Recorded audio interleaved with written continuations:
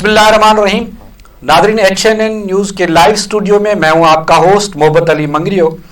آج جس مرد مجاہد ہستی کا دن ہے جس نے برِ صغیر میں انگریز سرکار کو للکارا اور اس کو اس برِ صغیر سے بھگانے میں کردار ادا کیا اور اس نے اپنے حروں کے ساتھ قربانی دی اور وطن پاکستان کو آزاد کروانے میں اپنا کردار ادا کیا. تو میں بات کر رہا ہوں پیر سید ثبت اللہ شاہ سورہ بادشاہ، جس نے پاکستان کی آزادی میں بہت بڑا ان کا کردار ہے اور ان کی قربانیوں کے تسلسل میں پاکستان آزاد ہوا. آج اس شخصیت کی شہادت کا دن 20 مارچ ہے. تو آج HNN نیوز اپنے اسٹوڈیو میں اپنے مہمانوں کے ساتھ اس پروگرام میں ان سے بات کرنے کے حوالے سے ہم نے کچھ مہمان مدعو کیے ہیں. آج ہمارے ساتھ جو شخصیت موجود ہے جن کا تعلق حر جماعت سے ہے، تو آج ہمارے ساتھ جو شخصیت موجود ہے وہ ہیں فقیر عبدالقیوم مہر سکندری صاحب. فقیر صاحب، ہم آپ کو اپنے پروگرام میں ویلکم کہتے ہیں. مہربانی. تو یہ شخصیت آج ہم بات کریں گے پیر سید ثبت اللہ شاہ سورہ بادشاہ کے حوالے سے. تو سر میں آپ سے پوچھنا چاہوں گا کہ پیر سید ثبت اللہ شاہ کی جو جدوجہد ہے اس کا پس منظر اس خاندان کا پہلے ہمیں بتائیں، پھر ہم مزید اس بات کو جو ہے آگے لے کے چلیں گے. بسم اللہ الرحمن الرحیم. سب سے پہلے میں آپ کا شکر گزار ہوں HNN نیوز کے جانب سے. آج کے اس عظیم دن پر آپ نے مجھے یہاں مدعو کیا تاکہ ہم مل کر آزادی کے عظیم مجاہد سالار حریت حضرت پیر سید صبغت اللہ شاہ سورہ بادشاہ رحمۃ اللہ علیہ کی خدمات، ان کی ذاتی زندگی اور خاندانی پس منظر کے متعلق کچھ بات چیت کر سکیں. شکر گزاری کے بعد عرض یہ ہے کہ حضرت پیر سید صبغت اللہ شاہ سورہ بادشاہ حسینی ہاشمی جلالی برِ صغیر کے عظیم خانوادہ راشدیہ خاندان سے تعلق رکھتے ہیں. اگر ہم اس کے پس منظر میں جاتے ہیں تو مختلف تاریخی کتب سے یہ ہمیں پتہ چلتا ہے کہ 5ویں صدی ہجری میں عراق کے شہر سامرا سے اور کچھ مورخوں نے لکھا ہے کہ مکہ شریف سے ایک بزرگ سید علی مکی رحمۃ اللہ علیہ یہاں سندھ میں تشریف فرما ہوئے تھے اور یہاں سندھ میں راجہ دلو رائے ایک حکمران تھا جو بڑا جابر تھا، ظالم تھا اور مسلمانوں کو وہ تعصب کی نگاہ سے دیکھتا تھا. شاہ صاحب جب یہاں آئے اپنے ساتھیوں کے ساتھ تو اس نے راجہ دلورا کو شکست دی. اس کے خاندان سے بعض افراد مسلمان ہوئے. پھر شاہ صاحب نے یہاں سیون کے قریب چشمہ ہارون، وہاں ایک لک ہے، سندھی میں لک ریت کے ایک ٹیلے کو کہا جاتا ہے، وہاں سکونت اختیار کی اور راجہ دلورائے کے خاندان سے ایک نو مسلم خاتون سے آپ نے شادی کی جس سے آپ کے 4 فرزند ہوئے تھے. پھر شاہ صاحب تو واپس چلے گئے. ان کی اولاد وہاں چشمہ ہارون کے قریب لک پر رہی. لک پر رہنے کی وجہ سے اس کا خاندان لکیاری کے نام سے مشہور ہو گیا. سندھی زبان میں آری جو ہے وہ سید کو کہتے ہیں. جیسے سندھ کے عظیم شاعر حضرت شاہ عبداللطیف بٹائی رحمۃ اللہ علیہ نے فرمایا تھا بروہ بمبور اچھی آری جام اجارے، تو آری سید کو کہتے ہیں. جیسے مٹ یاری اصل میں لفظ تھا مٹ آری اور لک آری یعنی آری کا لک، سید کا لک. پھر یہ لک آری کثیر استعمال کے بعد لکیاری بن گیا. تو وہاں سے ان کی اولاد جو ہے لکیاری سادات کے نام سے مشہور ہوئی.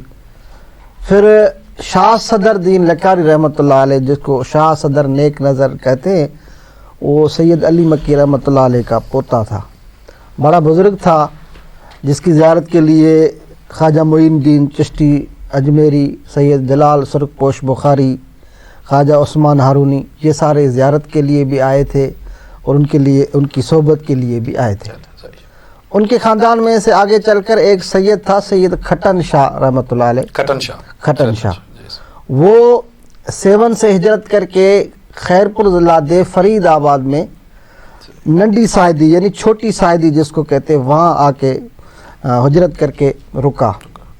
سید کھٹن کا پڑ پوتا جو تھا وہ تھا شمس العارفین حضرت پیر سید محمد بقا شاہ شہید، جس کو پٹدنی رحمۃ اللہ علیہ کہتے ہیں۔ کولاب جیل کے قریب وہاں ان کی مزار ہے۔ 1135 اس کی ولادت ہے اور 1198 ہجری ان کا وصال ہے۔ اپنے شہید کا تو کیا ان کی بھی کوئی؟ ہاں، یہ ہے کہ شاہ صاحب ہمیشہ ایک کتابوں کی گٹھڑی اپنے ساتھ رکھتے تھے، اہل علم تھے۔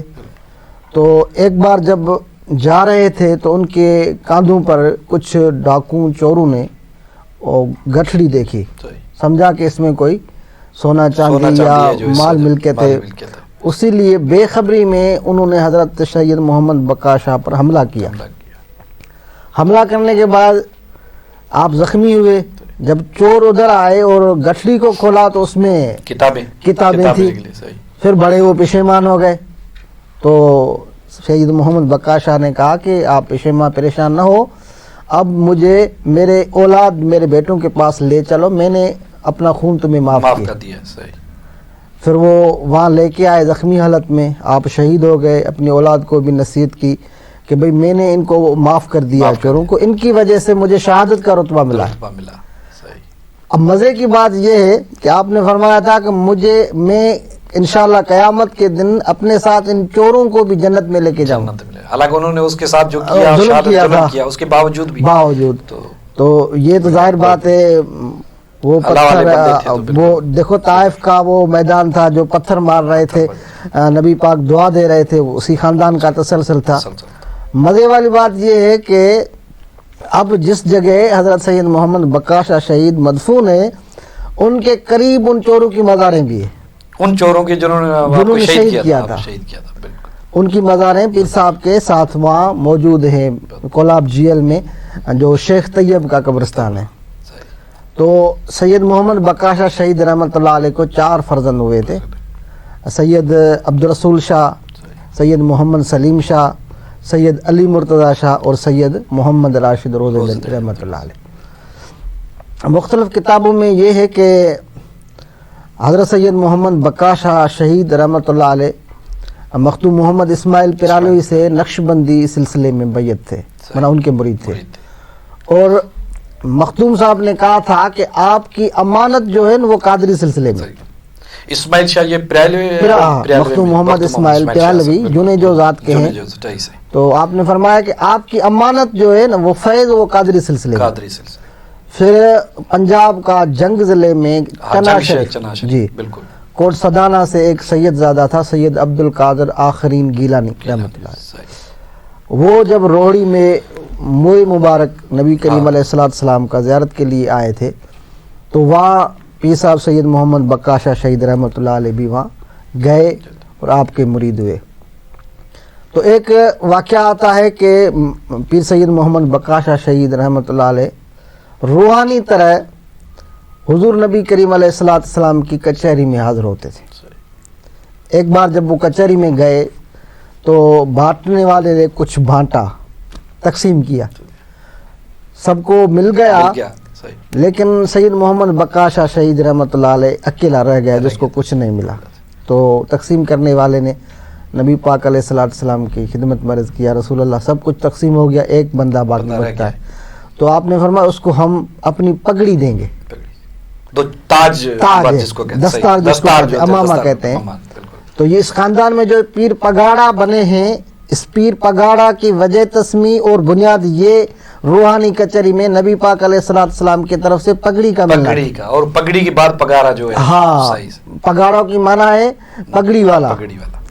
پھر سید محمد بقا شاہ شہید رحمۃ اللہ علیہ کے لیے کسی نے کہا کہ یہ امانت نہیں اٹھا سکے گا، تو آپ نے فرمایا اس کا فرزند اس کے بعد آئے گا جو اس کو اٹھائے گا۔ تو پیر صاحب سید محمد راشد روزی رحمۃ اللہ علیہ تھے جو 1171 ہجری میں پیدا ہوئے تھے، وہ آپ کا وصال جو ہے 1234 ہجری میں. تو پیر صاحب 1198 ہجری میں جب پیر صاحب محمد بقا شاہ شہید ہوئے تو اس کی مسند پر حضرت پیر سید محمد راشد روزے دنی رحمۃ اللہ علیہ بیٹھے. تو اس کے بعد اس کی خاندان پیر صاحب روزے دنی کے بعد یہاں تک کہ جو خاندان تھی وہ لکیاری تھی. سید محمد بقا شاہ شہید لکیاری. پھر اب پیر صاحب سید محمد راشد روزے دنی آ گئے. آپ نے 36 سال مسند پر بیٹھ کر پوری سندھ، پنجاب، بلوچستان، ایران، افغانستان، ہندوستان، سال میں تقریباً 9 ماہ سے زیادہ آپ سفر میں رہتے. قادری وہ اسلام کی جو تبلیغ تھی اس کی لوگوں کو راہ راست پہ لاتے تھے.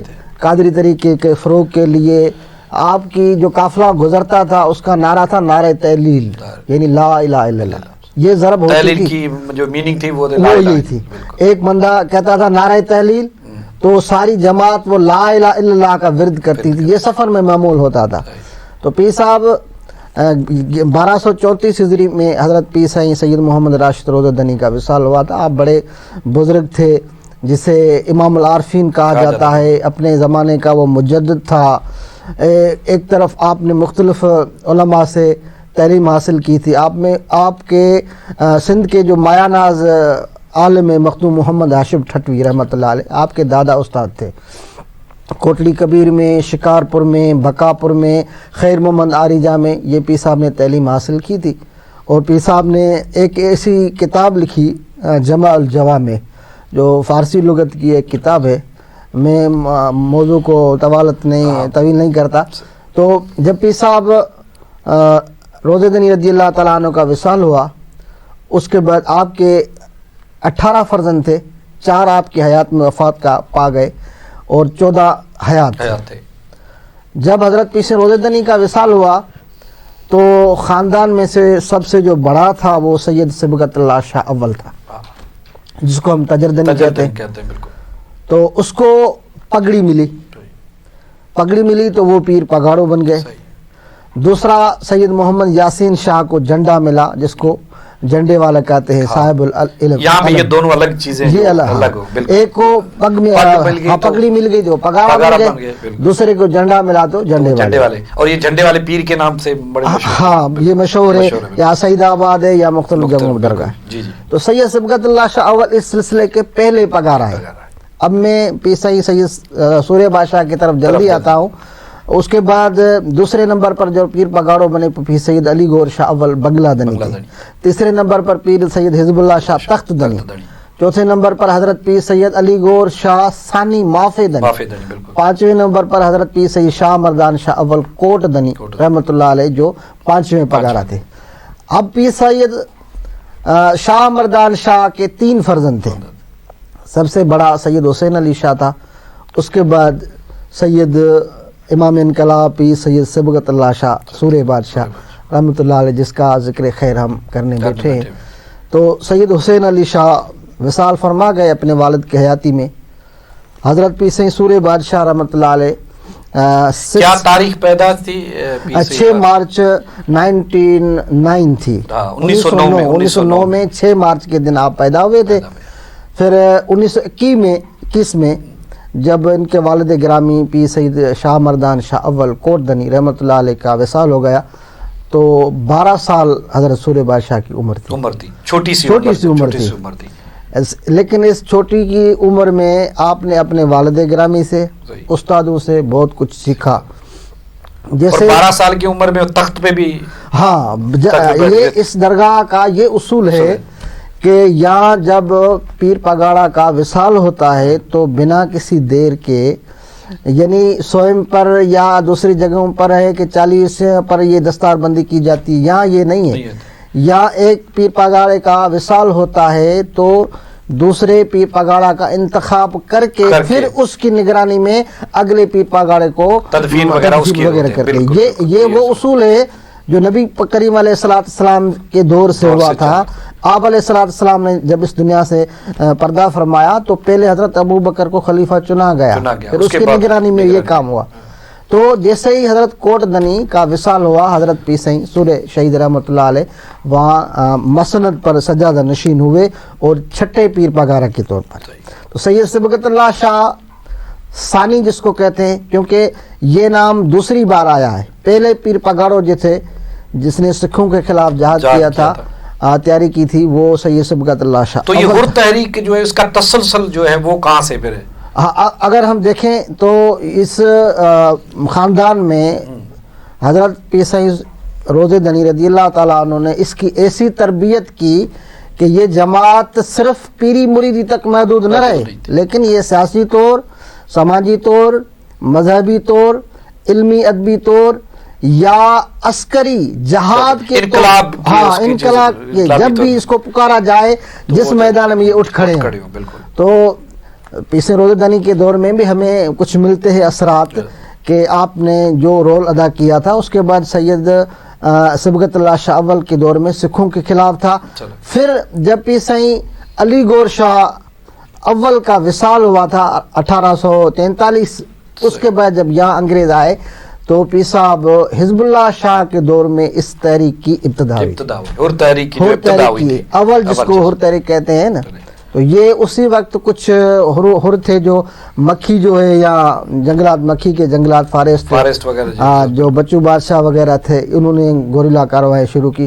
اور پیر صاحب نے خود، حزب اللہ شاہ نے خود بھی لینس ڈاؤن برج جو سکھر میں تھا وہاں بھی انگریزوں کو خلاف جب دسترخوان پر یہ شراب رکھی گئی تو آپ نے اس محفل کا، دعوت کا اس لیے بائیکاٹ کیا کہ یہ چیز ہمارے مذہب میں حرام ہے. اس وجہ سے تو وہاں سے انگریز کو یہ معلوم ہو گیا کہ سندھ میں اگر ان سے کوئی ٹکر کھانے والا ہے تو یہی خاندان ہے اور ان کے مرید ہیں. تو حر تحریک کی یہاں ابتدا ہوئی تھی، پھر یہ تسلسل چلتا آیا. یہ زوروں پر تحریک گئی ہے حضرت سورہ بادشاہ رحمۃ اللہ علیہ. اسی تسلسل کو جو توسط ملتی وہ یہاں زیادہ فروغ آیا کہ اس کو حر تحریک کا یہ دوبارہ اجرا. حالانکہ سائیں سورہ بادشاہ کی چھوٹی عمر، تخت پہ بیٹھنا، پھر انگریز سے لڑنا، اس کو آپ کس طرح سے دیکھتے ہیں؟ اتنا بڑا یہ خدا داد صلاحیت ہے. ایک تو میں نے شروع میں آپ کو کہا کہ حضرت سورہ بادشاہ اپنے نام کے ساتھ ہمیشہ حسینی، ہاشمی، جلالی لکھتے. بالکل، کیونکہ یہ ایسا خاندان ہے. وہ علامہ اقبال نے کہا تھا نا، سبق پڑھ شجاعت کا، عدالت کا، لیا جائے گا تجھ سے کام دنیا کی امامت کا.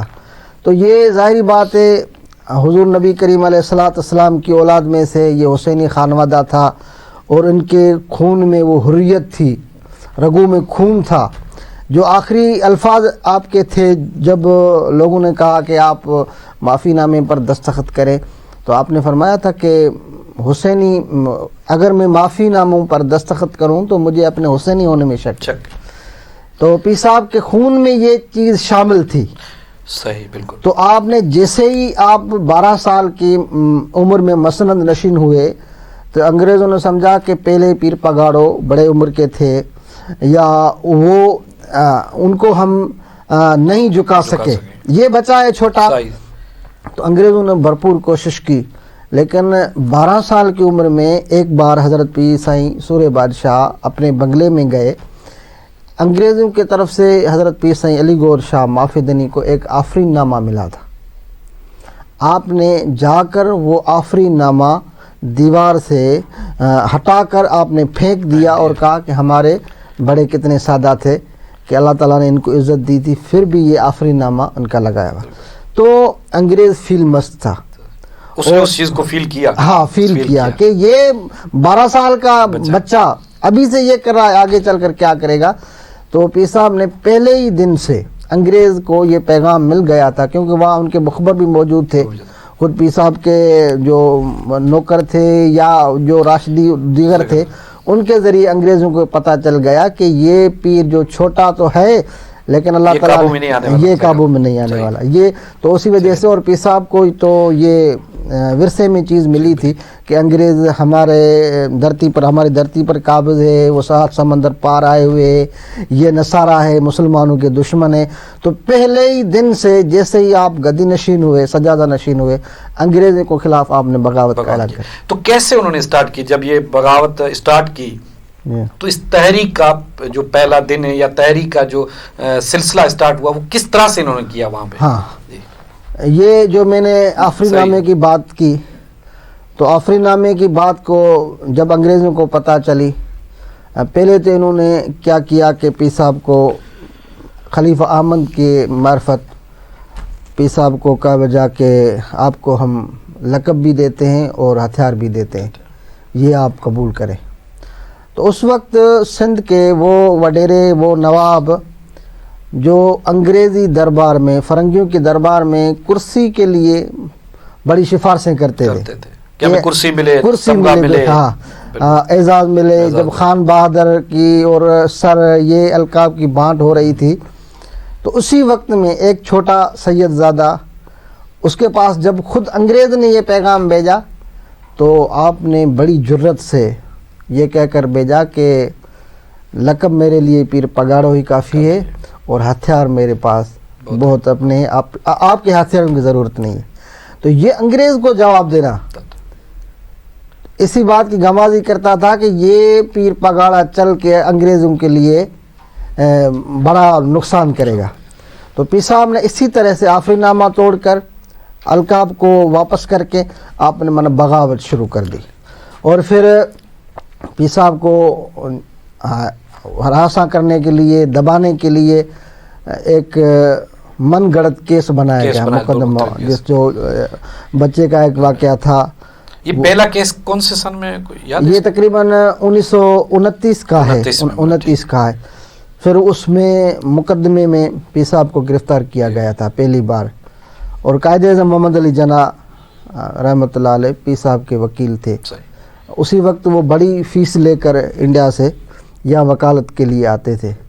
جب انہوں نے سمجھا کہ یہ انگریز ہر حال میں پیر صاحب کو سزا دینے چاہتے ہیں، تو احتجاجاً قائد اعظم محمد علی جناح نے کیس سے ہاتھ اٹھا لیے۔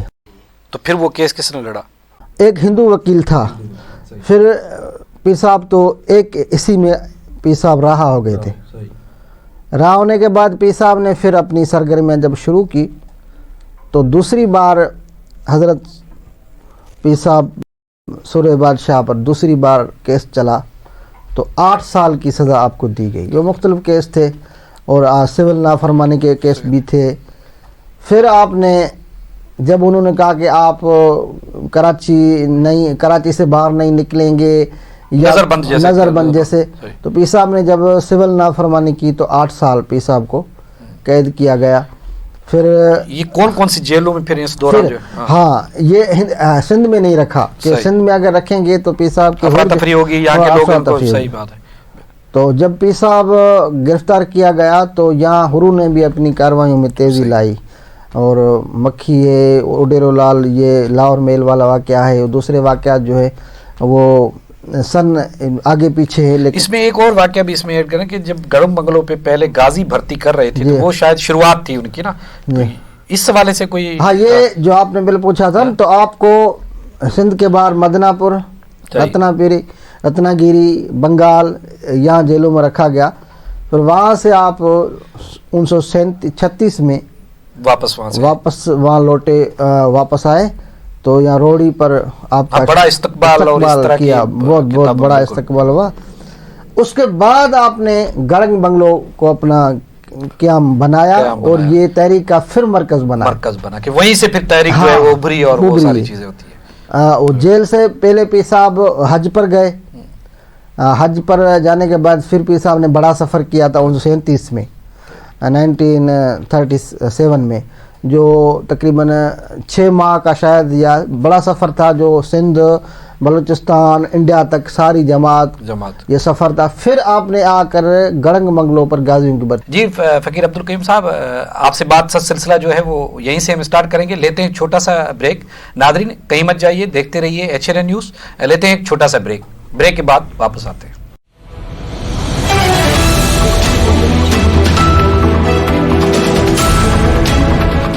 ناظرین ویلکم بیک۔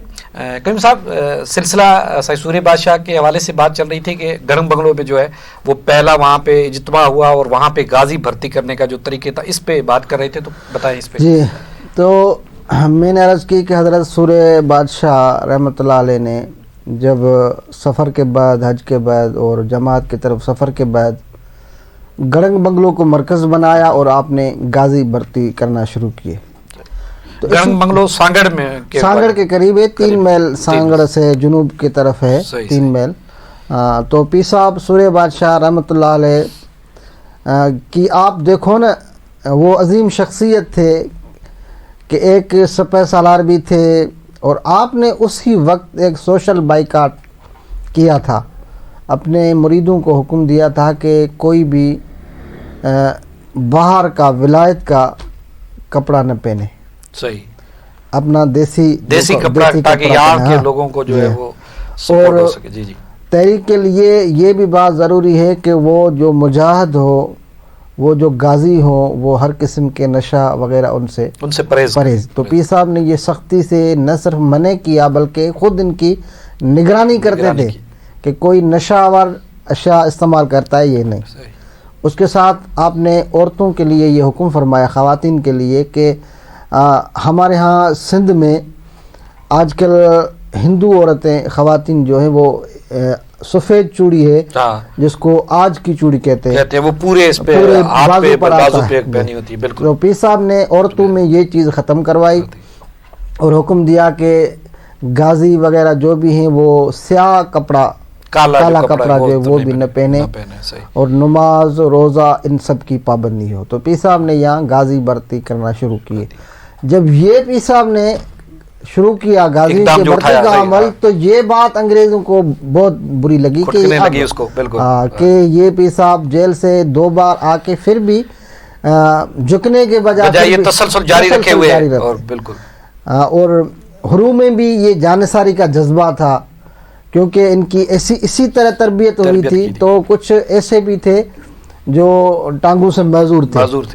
انہوں نے عرض کی قبلہ ہمیں بھی شامل کریں. تو آپ نے فرمایا تھا آپ تو معذور ہو. اس نے کہا کہ میں جنگ میں بھاگوں گا نہیں، ٹانگیں بھاگنے کے لیے ہوتی ہیں، میں میدان میں کھڑا رہوں گا. تو اس میں نہ عمر کی قید تھی، نہ صرف مرد بلکہ خواتین کا بھی بڑا کردار ہے. اور پھر غازیوں نے اپنی کاروائیاں شروع کر دی تھی مختلف جگہوں پر. اگر مخبری نہ ہوتی، کچھ ایسے سندھ کے لوگ تھے، دیسی دلال تھے جو حروں کے ٹھکانوں کا انگریزوں کو خبر کرتے تھے، مخبری کرتے تھے، جس وجہ سے کافی نقصان بھی ہو رہا تھا. اس کا کہنے کا مقصد یہ ہے کہ یہاں کے جو مقامی لوگ تھے حر جماعت سے علاوہ، انہوں نے ساتھ نہیں دیا. نہیں، اگر سندھ کے لوگ پیر صاحب سورہ بادشاہ رحمۃ اللہ علیہ کا ساتھ دیتے تو ایسا نہیں ہوتا. اس میں صرف وہ ہو رہی تھے پیر صاحب کے جو غازی تھے، مرید تھے، جن کو بڑی قیمت چکانی پڑی. ان کے گھر بھی تباہ ہو گئے، مال مویشی بھی ختم ہو گئی. اسی دور میں جب حروم کی کاروائیاں شروع ہو گئی تو پھر ہر جو بھی فرد پیر صاحب کا مرید تھا انگریز کی نظر میں وہ ڈاکو تھا، وہ لٹیرا تھا، وہ دہشت گرد تھا. تو بنا کسی کیس کے، بنا کسی مقدمے کے، بنا کسی عدالتی کارروائی کے حروم کو مارا جاتا تھا، ان کو قید کیا جاتا تھا، تشدد کیا جاتا تھا، بچے ہوں یا صحیح بات. اسی وقت کنسٹریشن کیمپس، بالکل، جس کو کانٹوں کی باڑ جو بنا کے پھر اس طرح سے کانٹوں کی باڑ بنا کے، تو اس میں ان کو قید کیا گیا اور حروم کو کہا گیا کہ بھئی صبح شام کی حاضری لازمی ہے تمہاری. تو اسی وقت کچھ ایسے نامی گرامی فقیر، اور کہتے ہیں کہ اس ٹائم پہ جو مارشلہ جہاں پہ لگی تھی وہ بھی یہی علاقہ تھا کہ مارشلہ نافذ کر دی گئی کہ یہاں پہ جو ہے کوئی اس طرح کی چیز.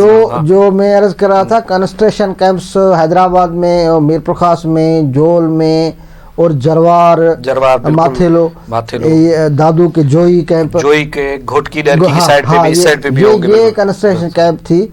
پھر لاہور میل کا بھی یہاں واقعہ ہوا تھا، بڑی کارروائی ہوئی تھی. تو پیر صاحب نے کچھ حروم کو فرمایا تھا کہ آپ روپوش ہو جائیں کیونکہ انگریزوں کے ظلم زیادہ بڑھ گئے. لیکن یہ تو ہر کسی نے لکھا ہے، خود انگریز نے، فرنگی نے اعتراف کیا ہے کہ حروم جیسا بہادر کوئی نہیں. بالکل. انہوں نے وہ ایچ ٹی لیبرک اپنے اس کتاب اور اس میں سارا لکھا ہوا ہے، اعتراف کرتا ہے. تو انہوں نے اعتراف کیا تھا کہ واقعی بغیر کسی تربیت کے، اور چھوٹے ہتھیار ان کے پاس تھے، جدید ہتھیار بھی نہیں تھے. پھر بھی اتنی دیدہ دلیری سے جرأت سے لڑ رہے تھے کہ ایک اور 10 انگریز سپاہیوں کے لیے کافی تھا. تو پھر یہ مارشل لا جو نفاذ ہوا ہے وہ 1942 کو ہوا تھا, 1942 میں جو ہر ایکٹ قائم کیا گیا, اس کے تحت مارشل لا کا نفاذ کیا گیا. وہ خاص کر کے جو ہروں کے علاقے تھے اس میں وہ نافذ کیا گیا. پھر تو جو بھی ہر تھا اس کو بس قید کیا گیا. ایک ہر تھا یا ہروں کے ساتھ ویسے بھی تھے, عام بندے کو بھی اس میں بڑا نقصان. ایسے ہے کہ کچھ لوگ ایسے تھے جو ان کے پڑوسی تھے, ساتھ رہتے تھے, ان کو بھی کافی نقصان ہوا تھا. لیکن پیر صاحب نے کہا تھا کہ آزادی کبھی خیرات میں نہیں ملتی.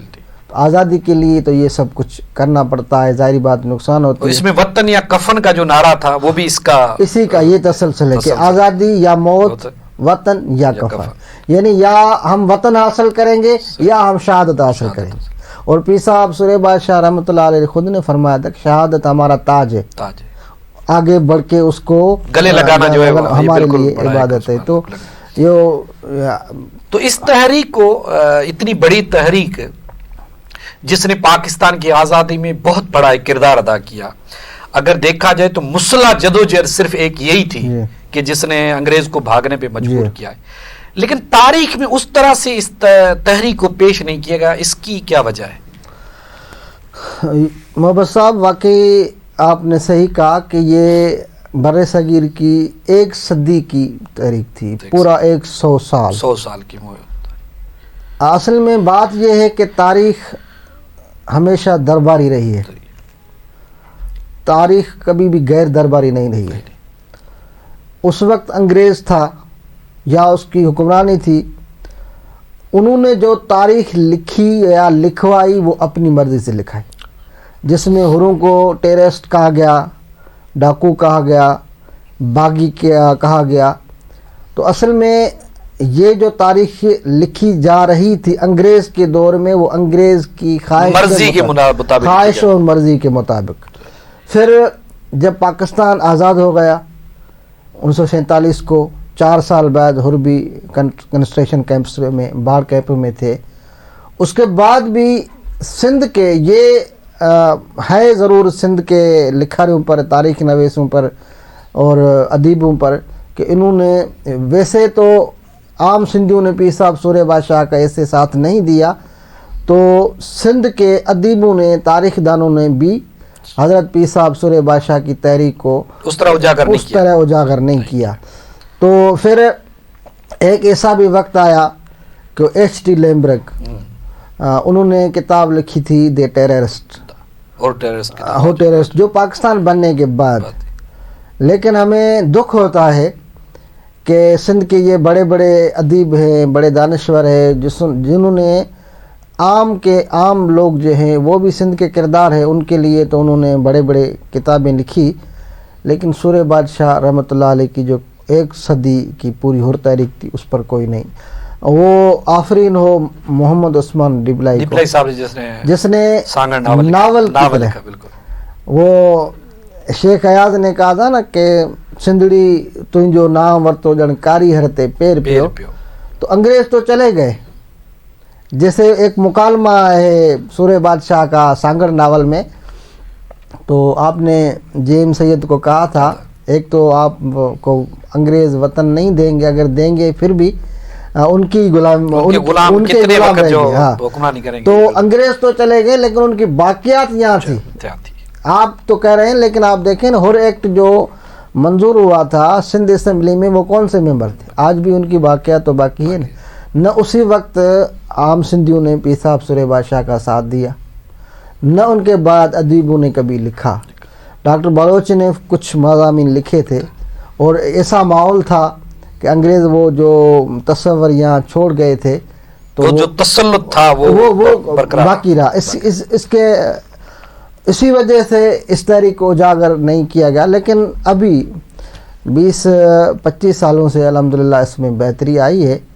آفتاب نبی ہے جو سابق آئی جی تھا, اس نے سورہ بادشاہ اور کورٹ مارشل کے نام سے ایک ایم فل کا مقالہ لکھا ہے, اور منصور قادر جنے جو ہے اس نے لکھا ہے. اور سارا انصاری اور حمیدہ کھوڑوں نے عمر چند صاحب بھی لکھ رہے ہیں، وہ بھی کر رہے ہیں. جی ہاں. باقی سانگڑ میں سے استاد نظامانی جونگار، ولی محمد خاص کے لیے منصور ہے، یا شاہ نواز نظامانی ہے، پروفیسر محمد مبین وسان ہے، مشتاق نظامانی ہے، شاہ لطیف یونیورسٹی چرکا ہے.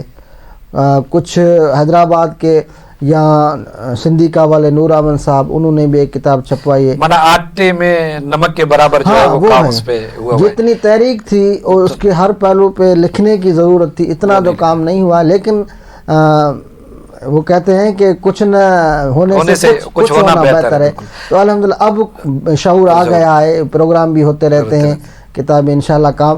اور اس میں ایک اور بات بتائیں کہ جب شہید سوریہ بادشاہ کو شہادت کا دن تھا، اس حوالے سے وہ جو جیلر کے ساتھ کہتے ہیں کہ وہاں پہ اس نے وہ کیا کہتے ہیں کہ اس کے ساتھ جو مکالمے تھے یا چیسٹ، اس کے حوالے سے کوئی تھوڑی سی. تو جب اصل میں یہ تھی، سوریہ بادشاہ 33 سال کا جوان تھا. وہ دیکھنے والے کہتے ہیں کہ کوئی آنکھ ملا کر بات نہیں کرتا. بالکل. کمرے عدالت میں جو گواہ تھے وہ بھی پردے کے پیچھے گواہی دیتے تھے.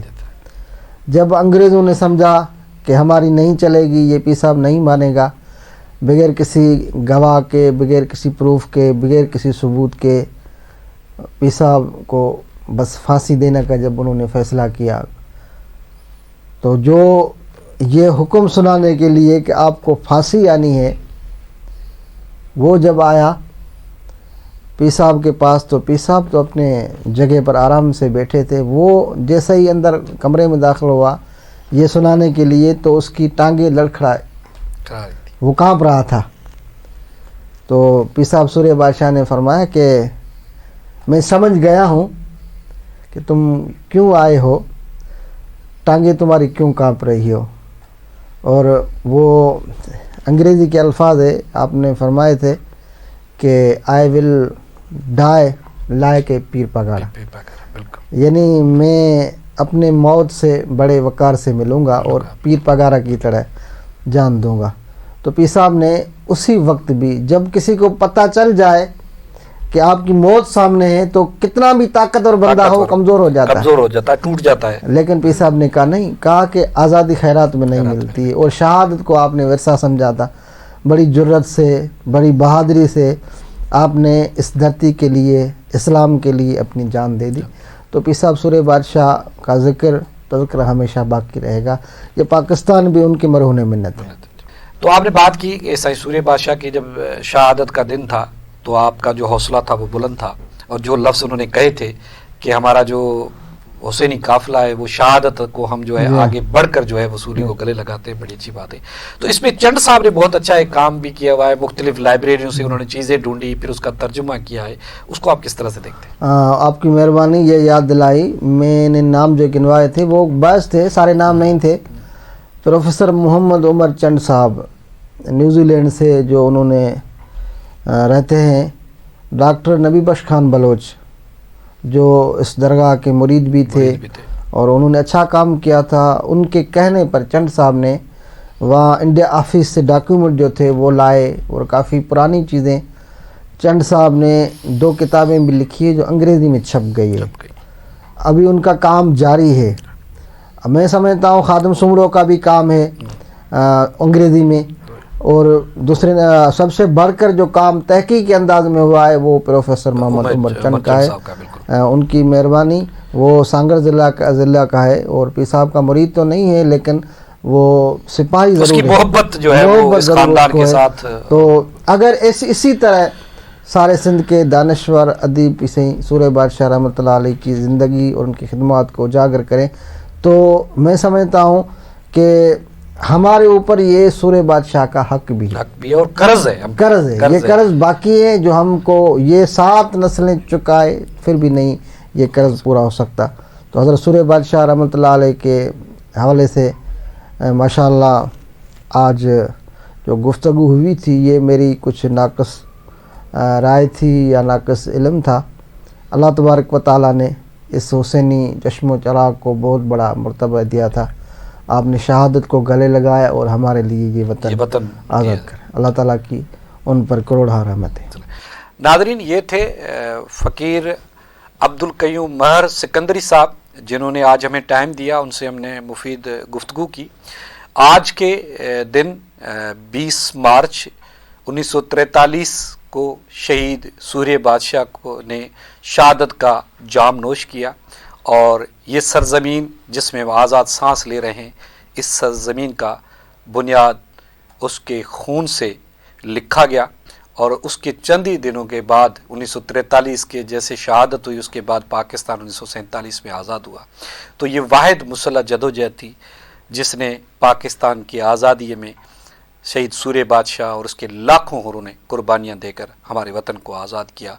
आज उनको हम HNN की पूरी टीम याद कर रही है कि उनकी मोहब्बतें और उनकी जदोजहद त्या क़यामत हमारी आने वाली नस्लों को याद रहेगी कि हमारे इस वतन की आज़ादी में उनका लहू शामिल है। इजाज़त दें अपने होस्ट मोहब्बत अली को, फिर किसी और मेहमान के साथ किसी और प्रोग्राम में मुलाकात होगी। अल्लाह हाफ़िज़। हजरत पीर पगारो सूरह पाछा जिंदाबाद, सूरह पाछा जिंदाबाद, सिंधड़ी सारी हो प्यारी सिंधड़ी सारी, जो नारो सूरह पाछा जिंदाबाद। आला हजरत पीर पगारो, आला हजरत पीर पगारो सूरह पाछा जिंदाबाद, सूरह पाछा जिंदाबाद, सिंधड़ी सारी हो प्यारी सिंधड़ी सारी।